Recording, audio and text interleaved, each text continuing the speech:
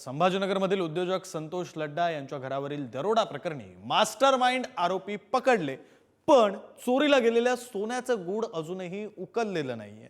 या दरोड्यामध्ये 5.5 किलो सोनं चोरीला गेल्याचं बोललं जातंय, पण संतोष लड्डांकडून 5.5 किलो पैकी 1 ग्रॅम सोन्याच्या पावत्या सुद्धा सादर करण्यात आलेल्या नाहीयेत आणि त्यामुळे अनेक प्रश्न उपस्थित होत आहेत। याच सगळ्या प्रश्नांविषयीचा हा सविस्तर रिपोर्ट।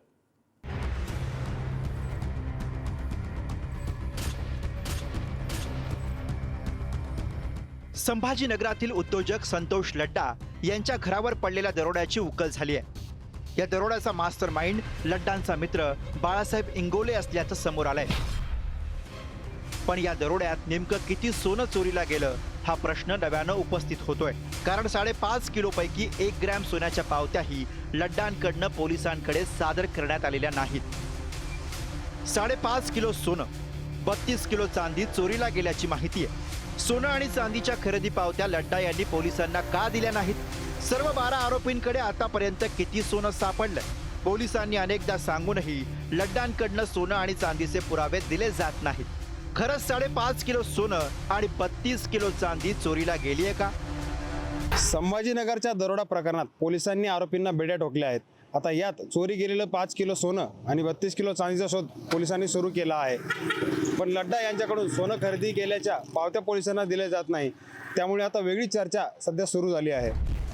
उद्योजक संतोष लड्डा यांच्या घरावर दरोडा पडून 2 आठवडे झालेत। या प्रकरणात आतापर्यंत 12 आरोपींना पोलिसांनी अटक केली आहे। तर दरोड्याचा कट रचणाऱ्या अमोल खोतकर या आरोपीचा एन्काउंटर झालाय। काही सोनं विकून आरोपींनी मिळवलेले 8 लाख रुपये जप्त करण्यात आलेत। पण या दरोड्यात तुटलेलं 5.5 किलो सोनं आणि 32 किलोची चांदी पोलिसांना हस्तगत करता आलेली नाही। संतोष लड्डा यांच्या घरी जो दरोडा पडला होता त्या दरोड्याच्या तपासामध्ये आणखीन 2 आरोपी आम्ही अटक केले आहेत। सुरेश गंगणे याची पत्नी बबिता आणि त्याचा सासरा भारत कांबळे यांच्याकडून आम्ही 8 लाख रुपये रिकव्हर पण केले आहेत। त्यांना या गुन्ह्यामध्ये अटक केलेली आहे।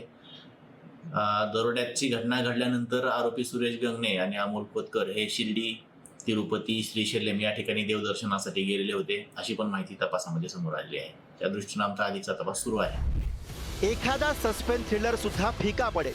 घरात तब्बल 5.5 किलो सोनं ठेवून लड्डा परदेशात फिरायला गेले। हीच संधी साधून लड्डांचा जिगरी मित्र आणि अत्यंत विश्वासू बाळासाहेब इंगोले यानं दरोडेखोरांना या संदर्भात पहिली टीप दिली।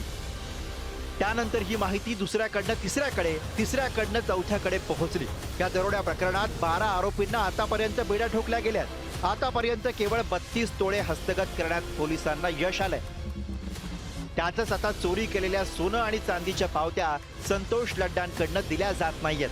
पण उर्वरित कोट्यवधींचा मुद्देमाल मिळणार का हा प्रश्न उपस्थित होतोय।